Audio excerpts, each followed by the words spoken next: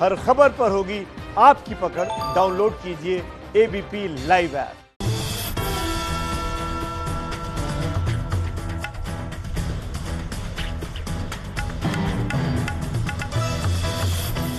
नमस्कार, मैं विज्ञान प्रकाश। एकाएक ट्रैक्टर की सवारी में क्यों कर रहा हूं? पहली बार नहीं, मैं पहले भी कई दफे ट्रैक्टर की सवारी कर चुका हूं। इसके जरिए हम एक परिवर्तन की कहानी और दास्तां आप आहिस्ता आहिस्ता समझेंगे। बारिश का मौसम है, बारिश के मौसम के बाद त्योहारों का मौसम आता है। त्योहारों के मौसम की सबसे खास बात क्या होती है कि मिठाइयों की तमाम दुकानें लग जाती हैं और घूम फिर कर फिर एक सवाल देश के सामने आकर खड़ा हो जाता है, वो मिलावट का, एडल्ट्रेशन का, खाने पीने की चीज़ों में मिलावट का। और ये बड़ा गंभीर सवाल है।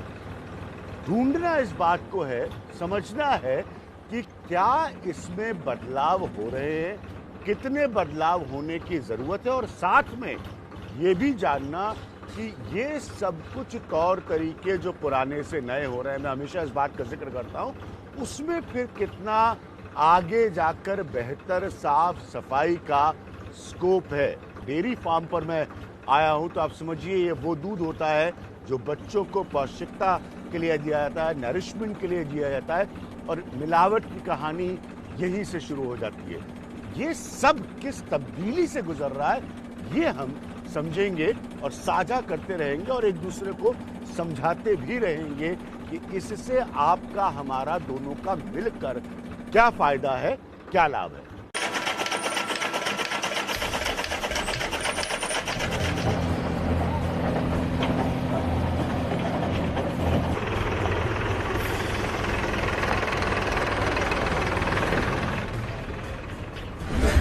भारत में अन्न को देवता और दूध को अमृत की संज्ञा दी जाती है। इसके बावजूद देश में होती है खाने पीने की चीजों में मिलावट। ये एक बड़ा सवाल है, लेकिन इसका जवाब क्या है, ये जानना जरूरी है।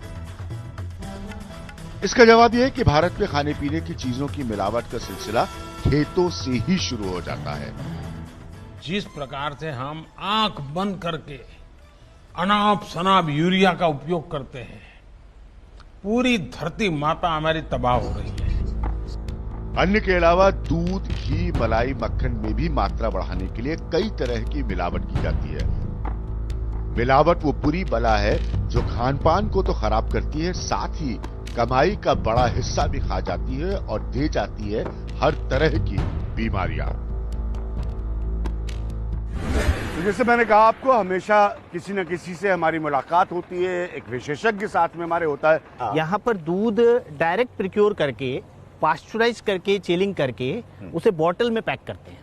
ठीक है। और ग्लास बॉटल से वो सीधा जो है, कल सुबह मेरा डिलीवरी बॉय आपके डोर स्टेप पे जो कंज्यूमर। मैं एक बात यहाँ पर कहना चाहता था, और ये बहुत जरूरी है कि मिलावट करने वाले ना एक तरह के अल्केमिस्ट होते हैं। ये तमाम अलग अलग तरह के तरीके ढूंढ लेते हैं, बड़े से बड़े तरीके ढूंढ लेते हैं।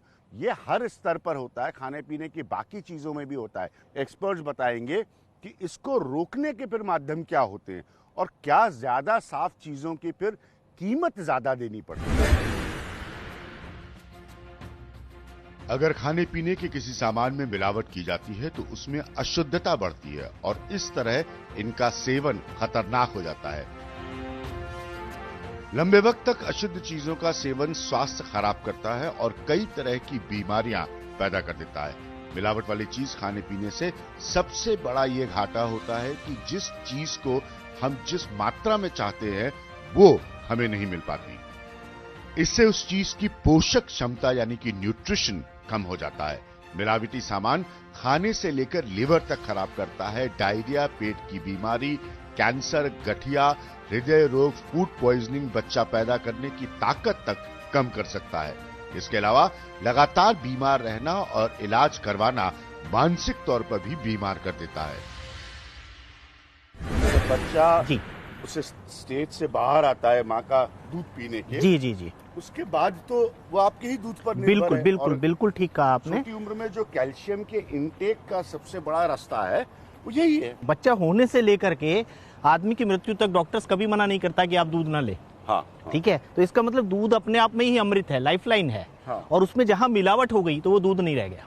हाँ। तो ये इंश्योर करना कि कंज्यूमर तक हमेशा गुड क्वालिटी मिल्क पहुंचे, तो वो ही प्रोसेस, उसी प्रोसेस के लिए गवर्नमेंट ऑफ इंडिया ने बहुत सारे नॉर्म्स बनाए हुए हैं। हाँ। ठीक है, और जो डेयरीज हैं जिसमें ऑर्गेनाइज्ड डेयरी सेक्टर को मैं रेफर करूंगा, जी जी। तो ऑर्गेनाइज्ड डेयरी सेक्टर्स उन सब नॉर्म्स के अंडर में रह के ही काम करती है। अभी भी इस देश में अच्छी प्रोडक्टिविटी के लिए गाय जो है वो बाहर की गायों को, यानी कि इस देश के बाहर की गायों को ज्यादा महत्ता दी जाती है। ये क्यों सर? डेयरी में जो हमारी गाय होती है, जो नॉर्मल गाय जो गांव में पाली जाती है, अगर आप देखो, जिनको उपयुक्त माहौल में ना तो उनकी ब्यान होती है और ना ही उनको उस तरीके का फीड मिलता है, ना उनको कोई वेटरनरी सर्विसेज मिलती हैं, राम भरोसे रहती हैं, जब तक दूध देती हैं तब तक दूध देती हैं, और उसके बाद आपने जो बात कही कि खेत खलिहान या किसी और जगह पर खुला छोड़ दिया जाता है, वो दूसरे का नुकसान करती है। सही बात। तो सही मायने में बिल्कुल बिल्कुल दयनीय स्थिति है, आपका बिल्कुल कहना ठीक है। Actually national dairy research institute Karnal ने अपने यहाँ पर फुल फ्लैश जो है वेटरनरी डेवलपमेंट का एक यूनिट खोला हुआ है, जहाँ पर साइंटिस्टों ने इस पर काम किया है कि कैसे हमारी एग्जिस्टिंग ब्रीड्स को क्रॉस ब्रीड करके उसकी प्रोडक्टिविटी को बढ़ाया जाए। ठीक है। उसके दो बेनिफिट होते हैं। एक बेनिफिट ये होता है कि उसकी यील्ड बढ़ती है, दूसरी तरफ वो बेटर एनवायरनमेंट में ज़्यादा आउटपुट देने के साथ में काम करती हैं। और अगर कोई, ये आप मानेंगे कि कोई पशु ज़्यादा दूध देता है, ज़्यादा रख रखाव देता है, या इन मॉनेटरी टर्म्स बोलूँ ज़्यादा अच्छी रिटर्न देता है, तो उसको एक गरीब किसान भी पालने में कभी भी परहेज नहीं करेगा और ना ही कोई इंडस्ट्रियलिस्ट उसको पालने में परहेज करेगा। और आप देखेंगे इनके कान पे एक टैग लगा हुआ है। ये जो टैग सिस्टम लगा हुआ है, this is nothing but A recording system. तो ये ट्रैकिंग सिस्टम से हम हर काऊ को उसके नंबर के हिसाब से रिकॉर्डिंग करते हैं। रिकॉर्डिंग में पूरा चीज रहती है कि ये काऊ कहाँ से आई, इसका ओरिजिन क्या है, इसको कब हमने किस ब्रीडिंग के साथ में इसको सीरम्स दिया, ठीक है, सीमेंस दिया, उसके बाद में इसने कब लास्ट टाइम बच्चा दिया, आगे कब प्रेग्नेंट होगी, किस किस महीने में किस किस दिन में कितना दूध दिया, वो सारी चीजें यहाँ रहती हैं। और हमें यहीं से पता चल जाता है कि इसको कितना चारा देना है, कितना चारा, क्योंकि जो ये दूध देती है वो मॉनिटरिंग हो रही है, दोनों टाइम शिफ्ट में सिस्टम्स के अंदर में ऑटोमेटिकली मॉनिटरिंग हो रही है। तो वहीं से इसका फीड भी हम डिसाइड करते हैं कि इसको कितना फीड देना है। एक बड़ी बात आपके सामने रखना चाह रहा हूं कि ये जो मिलावट का मसला होता है ना, ये और मिलावट का खाना, तभी पूरी दुनिया में ऑर्गेनिक को लेकर बहस हो रही है, अलग अलग प्रोडक्ट्स को उस तरह से बनाया जाता है, उस तरह से अब बेचा भी जा रहा है, क्योंकि इस मिलावट से शारीरिक परेशानियों के साथ साथ मानसिक परेशानियां भी होती हैं। इसको समझना बहुत जरूरी है। इन सारी चीजों की जानकारी होना बेहद जरूरी है। भारत में खाने पीने की चीजों की मिलावट के खिलाफ जो कानून है उसका नाम है PFA 1954, prevention of food adulteration act. करीब 66 साल पुराने इस कानून में 1986 में कुछ बदलाव किए गए, जिसके जरिए मिलावट के खिलाफ सख्त धाराएं तय करने के साथ ही ग्राहकों को भी ज्यादा शक्ति दी गई। लेकिन जब इन सब का फायदा नहीं मिला तो 2006 में food security and standard act बनाया गया, जिसे 2011 में लागू किया गया। इसके तहत FSSAI ने कहा कि मिलावट करने वालों को उम्र कैद तक की सजा होनी चाहिए और साथ ही 10 लाख रुपए तक का जुर्माना भी। सुप्रीम कोर्ट ने भी सरकार से सख्त कार्रवाई करने को कहा है। इस कड़ी में उत्तर प्रदेश की सरकार ने पिछले साल ही सबसे सख्त कदम उठाने की पहल की। इसमें कहा गया कि मिलावट करने वालों के खिलाफ राष्ट्रीय सुरक्षा कानून NSA के तहत कार्रवाई की जाएगी। इससे मानव हत्या के बराबर जुर्म माना जाएगा। मिलावट करने वालों पर गैंगस्टर एक्ट भी लगेगा। एक और बात मैं आप लोगों से करना चाह रहा था कि इसमें कोई दो राय ही नहीं है कि सरकारें ऐसा नहीं है कि मिलावट के प्रति सचेत नहीं रही है। दुनिया भर में मिलावट की समस्या है। दिक्कत यह है कि उसको रोकने के लिए जो लॉज बनते हैं, जो कानून बनते हैं, उनको तोड़ने के तरीके निकल आते हैं और उनसे बचने के तरीके निकल आते हैं।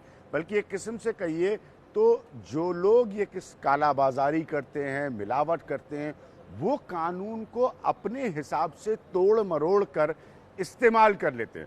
कानूनों की कमी नहीं है, कमी हो जाती है इम्प्लीमेंटेशन की, जिसमें सरकार कमजोर नजर आती है और उसको लागू करने वाले कमजोर नजर आते हैं। और इसका फायदा वो लोग ले लेते हैं जिनको मिलावट से फिर न डर लगता है न खौफ होता है।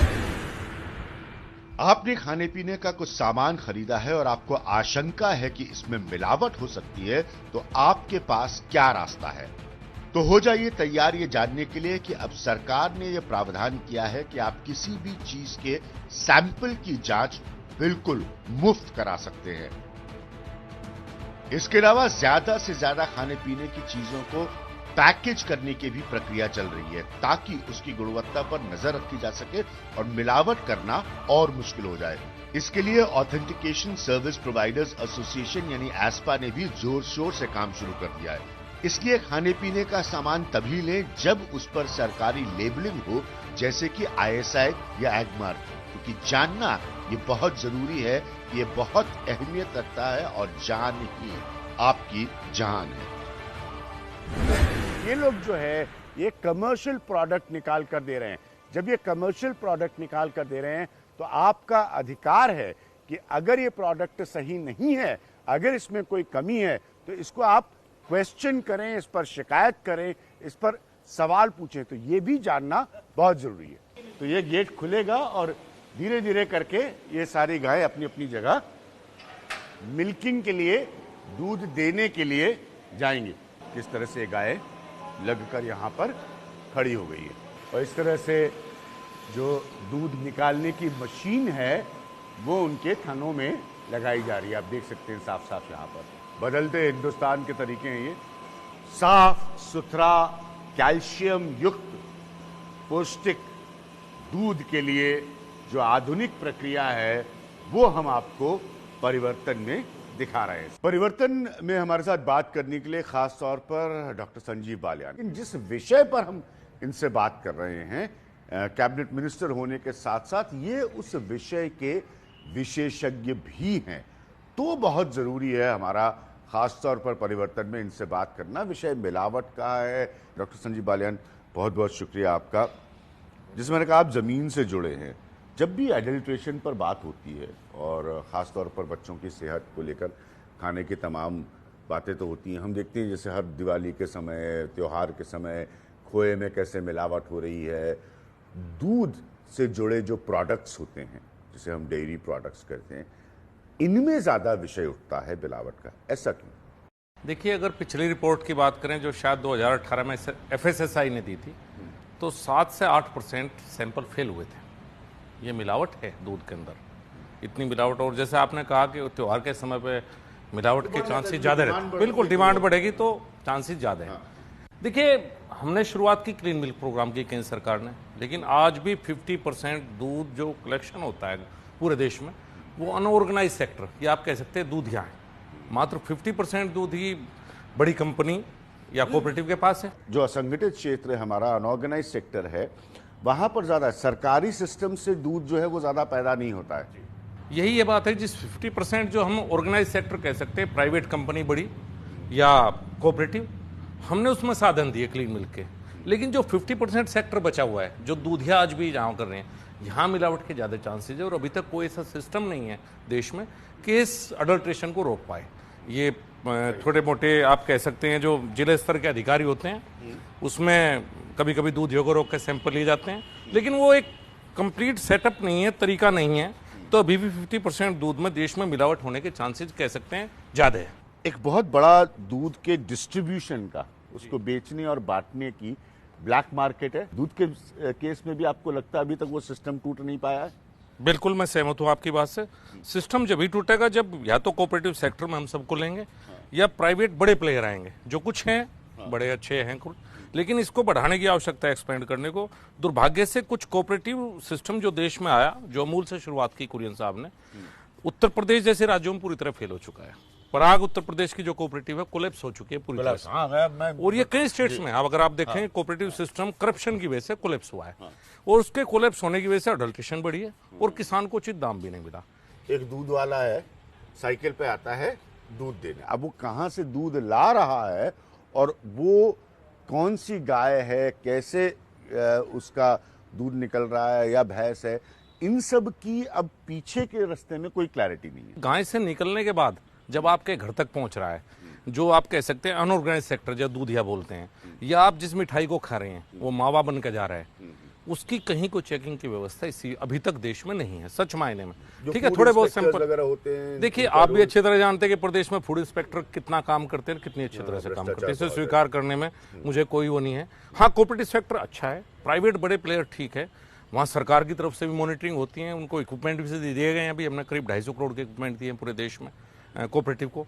उस सेक्टर को हमें धीरे धीरे इसको बेस को बड़ा करके ऑर्गेनाइज सेक्टर में सारा दूध लाना पड़ेगा। अगर हम ऑर्गेनाइज सेक्टर में नहीं ला पाएंगे तो अडल्ट्रेशन रुकना मेरे विचार से मुश्किल, नामुमकिन नहीं तो मुश्किल जरूर है। अब दूध जो किसान पैदा कर रहा है वो किसान कहाँ जाएगा, चिंता उत्तर प्रदेश सरकार को होनी चाहिए, ये चिंता प्रदेश सरकार क्या को होना उत्तर चाहिए। प्रदेश सरकार को संजीव जी ज्यादा चिंता इस बात की है कि गाय का विषय बने, गाय का राजनीतिक विषय बने, आस्था का विषय बने, उसके विरोध करने वालों को गौरक्षा का विषय बने? कड़वी बात है, लेकिन साफ साफ पूछना चाहूंगा, लेकिन गायों को तो हम सड़कों पर घूमते देखते हैं, पॉलिटिकल इश्यूज में तो बड़ा कन्वीनियंट हो जाता है, बाकी वैसी कोई देखरेख नहीं कि वो क्या खा रही है, किस हालत में है। देखिए, ये मेरे लिए भी भावनात्मक विषय है कि पहले गौ हत्याएं होती थी उत्तर प्रदेश में, अब वो बंद है। लेकिन सच ये है कि गौ हत्या तो बंद हुई है, वो गाय की हालत अभी तक ठीक नहीं है। तो मैं कह रहा हूं ना कि एडल्ट्रेशन और मिलावट ये सब एक दूसरे से जुड़े किस लिए हैं, क्योंकि बेहतर दूध होगा तो बेहतर किसान को उस दूध की कीमत मिलेगी और गाय को रखने में आसानी होगी, राइट? बिल्कुल ठीक बात है आपकी। देखिए, अब लेकिन किसानों के सोच में एक परिवर्तन है। आज किसान चाहता है कि मैं देसी गाय रखूं। आप कहीं जाइए, मैं अगर किसी क्षेत्र में जाऊं, कोई कहेगा मुझे साहिवाल दिलवाइए, कोई कहेगा गिर दिलवाइए, कोई कहेगा थार पार के दिलवाइए। तो किसान की सोच में और आम लोगों की सोच में परिवर्तन आ चुका। आज आप शहरों में देखेंगे तो कई लोग आपको कहेंगे देसी गाय का दूध दे दीजिए, 150 रुपए किलो लूंगा, और बिक रहा है साहब। इसी हाँ, दिल्ली बिक रहा में है। 150 रुपए मुझे भी किलो बताया गया। A2 मिल्क के नाम पे बिकता है, हाँ। और लोग ले रहा है देसी गाय। और वो घास खाए जो ऑर्गेनिक हो या अपना पुराना घास का हो, जो कभी हमारे दादा परदादा। कंफ्यूजन जरा क्लियर करिए, क्योंकि आजकल के नौजवान सोचते हैं कि कोई ऑर्गेनिक कोई नया शब्द है, जबकि समझाने की उनको ये जरूरत है कि जो पारंपरिक था वही ऑर्गेनिक है, साहब वही बीच था में जो मिलावट आ गई। जो व्हाइट रिवॉल्यूशन से पहले 1970 से पहले हम लोग खाते थे वो ऑर्गेनिक है। 1970 से 2020 में दोबारा हम वहीं आना चाहते हैं 50 साल बाद कि नहीं, जैसे अभी प्रधानमंत्री ने कहा कि जीरो बजट। क्या है जीरो बजट? गाय के गोबर से खेती जो हम पहले करते आए वो हम खेती दोबारा शुरू करें। हो सकता है प्रोडक्शन थोड़ी कम हो, लेकिन ये पेस्टिसाइड, ये इंसेक्टिसाइड, ये फर्टिलाइजर जो दूध उपयोग बीच हुआ, की मिलावट हटे। लेकिन फिर भी मैं कहूंगा जब तक पूरे सेक्टर को हम ऑर्गेनाइज नहीं करेंगे, हम अडल्ट्रेशन दूध के मामलों में कम से कम नहीं रोक सकते। हमें युद्ध स्तर पर काम करना होगा, सब प्रदेश सरकार को, केंद्र सरकार को मिलकर। ये अमृत है वाकई, लेकिन कीमत भी देनी पड़ेगी। आदमी तो कहता है ना, कीमत तो देनी पड़ेगी कि बच्चे को दूध पिलाना है। दूध ये भी तो नहीं हो सकता कि अगर प्योर है तो इतना कीमती हो जाए कि गरीब अपने बच्चे को दूध नहीं पिला पाए। देखिए, इस पे भी जो काम करने की आवश्यकता वो ये है कि दूध महंगा जब होगा जब गाय कम देगी। कुछ गायें उतना ही दूध, इतना ही घास खाएंगे, दूध देंगी 6 लीटर। अगर वही गाय 20 लीटर दूध देने लगेगी तो कीमत भी नहीं बढ़ेगी। जी बहुत बहुत शुक्रिया। मैं खासतौर पर चाहूँगा कि उत्तर प्रदेश से आप हैं, वहाँ की राजनीति का बड़ा चेहरा है, वहाँ की सरकारें सुने, बहुत ज़रूरी है। क्योंकि ये जो मैं विषय उठा रहा हूँ, यकीन मानिए, जैसे मैंने कहा, माँ के दूध के बाद जो दूध घरों में पहुँचता है वो होता है सबसे अहमियत भरा बच्चों के लिए उनके परवरिश के समय। और उसकी मिलावट का अगर विषय हो तो आप सोचिए कि हम कैसे देश की बच्चों की, नौजवानों की सेहत के साथ खिलवाड़ कर रहे हैं। मैं इस वक्त एक बहुत खास जगह में, एक बहुत खास लेबोरेटरी में मौजूद हूं, और इसका मकसद है आप और हम जो खाते हैं अगर वो गलत है तो उसकी टेस्टिंग करना। और यहां से ये तय होता है कि अलग अलग चीजें जो आप बाजार से खरीद रहे हैं, रेस्टोरेंट में मिल रही हैं, अगर उसमें कोई क्वालिटी कंट्रोल की दिक्कत है, मिलावट है, या कुछ ऐसा खाने पीने का है जो सीधे आपकी सेहत पर बुरा असर डाल रहा है, तो उन सब चीज़ों की टेस्टिंग यहाँ हो सकती है और यहाँ होती है। उसके बाद जो कानूनी तरीके की कार्रवाई होती है वो भी यहाँ होती है। सबसे पहले मैं मिलावट का आपको मीनिंग बताना चाहूँगा। कोई खाने के पदार्थ में अगर कोई चीज़ बाहर से इसलिए मिलाता है कि उससे प्रॉफिट ज़्यादा होगा, एक तो ये उसका एस्पेक्ट है मिलावट का। दूसरे तरीके की मिलावट इस तरह से हो सकती है कि खाने पीने की कोई सी सामान में से किसी ऐसे कॉन्स्टिट्यूएंट या किसी ऐसे कंपोनेंट को बाहर निकाल ले जो ज़्यादा महंगा बिकता है या वो यूजफुल होता है। जैसे लौंग में से तेल निकाल करके लौंग को बेच सकते हैं, तो उसमें से जो इम्पोर्टेंट कॉन्स्टिट्यूएंट्स है वो बाहर निकाल लिया, और उसके बाद उसको बाहर मार्केट में बेचा, कम रेट पे बेचा, तब भी बिक जाएगा। तो ये भी एक मिलावट का एस्पेक्ट है। और तीसरा उसका ये है तरीका मिलावट का कि उसमें कोई ऐसा पदार्थ मिला देते हैं जो कि फिल्की है, उसका साइज या उसका वेट या उसका वॉल्यूम बढ़ जाता है, तो उससे उसको इकोनॉमिकली फ़ायदा होता है। रोकने का तरीका क्या? क्या फूड इंस्पेक्टर्स करप्ट हैं? क्या सिस्टम करप्ट है? आप लोग तो अच्छा काम कर रहे हैं, लेकिन वो क्रैकडाउन नहीं हो पा रहा है। देखिए, इसका एक मैकेनिज्म हमारे एफएसएस एक्ट में बनाया हुआ है। जो फील्ड ऑफिसर्स हैं वो फील्ड में यानी मार्केट में तैनात रहते हैं। किसी भी लेवल पे अगर उनको कोई डाउट होता है तो उनको सैंपल लेने का अधिकार है और वो सैंपल टेस्टिंग के लिए पहले भेजते हैं। तो सैंपल टेस्टिंग 2 स्तर पे की जाती है। पहले प्राइमरी लैब में सैंपल भेजा जाता है जो कि जनरली स्टेट लैब होती हैं या एफएसएसआई। वक्त कितना लगता है? क्योंकि यहाँ पे तो न्याय और इंसाफ मिलने में बहुत लगता है। 15 दिन का टाइम जो है वो एफएसएसआई। हाँ। आम जनता तो सिर्फ ये जानना चाहती है कि भाई मैं फला जगह खाना खाने गया या फला जगह से मैंने सामान खरीदा, सामान गलत निकला, मैंने शिकायत की, तो ऐसा तो नहीं है कि उसका रेस्टोरेंट बंद हो रहा है, ऐसा तो नहीं है कि उसकी दुकान बंद हो रही है? नहीं, उसके ऊपर कार्रवाई होते होते टाइम लग जाता है। कार्रवाई उसके ऊपर होती है, निश्चित रूप से कार्रवाई होती है। बिल्कुल बिल्कुल कार्रवाई होती है।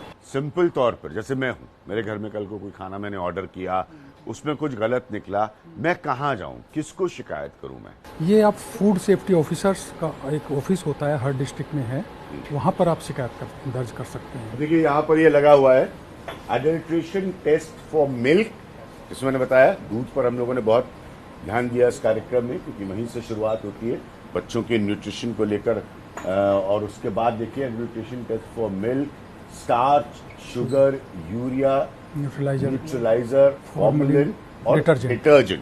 ये इन्होंने जो दिखाया, इसमें इन्होंने यूरिया को टेस्ट करने के लिए दूध में कि क्या दूध में यूरिया की मिलावट है, इन्होंने कुछ डाला तो वो एकदम से उसका येलो, पीला सा रंग हो गया। तो इससे साबित हो गया कि इस दूध में मिलावट है। अब आप समझे, जब हम डेयरी गए थे और हम आपको वहां से दिखा रहे थे गायों की रखरखाव और कैसे आधुनिकीकरण से दूध पैदा होता है, ये है पॉइंट जो मैं आपके सामने रख रहा था। प्योर मिल्क में उन्होंने उसी रसायन को जोड़ा, केमिकल को जोड़ा, लेकिन कोई फर्क नहीं पड़ा, क्योंकि ये प्योर मिल्क है, ये शुद्ध दूध है और इसमें यूरिया नहीं मिली हुई है।